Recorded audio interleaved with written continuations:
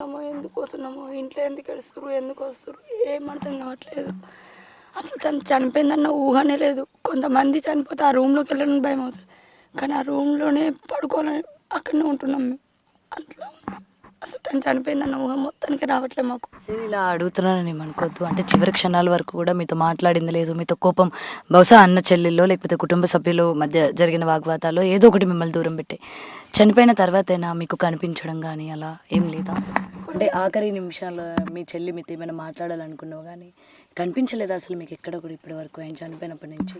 కనిపించడం అని చెప్పేసి అంటే తను చనిపోయిన నైటు ఎట్లా వర్షం స్టార్ట్ అయింది. ఆ టైంలో తను పెంచుకున్న పిల్లి ఉంటుంది కదా, అది నా దగ్గరికి రావడం, తిరగడం, చుట్టూ తిరగడం, ఇల్లంతా లెంకి నా దగ్గరికి వచ్చి కాసేపు మాట్లాడినట్టు చేయడం.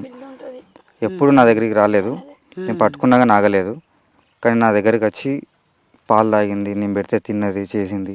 ఆ నైట్ టైంలో నాకు అసలు నిద్ర పట్టలేదు. మొత్తానికి ఎవరు వచ్చిపోతున్నట్టు, వెనక నుంచి ముందు నుంచి వచ్చిపోతున్నట్టు పడుకోలేదు. నైట్ అంతా నేను పడుకోలేదు అసలు. మొత్తం ఎవరో పక్కనే ఉన్నట్టు, పిలిచినట్టు చాలా అనిపించింది. ఆ టైంలో లేచుకుని కూర్చొని కూడా చేసిన, అంటే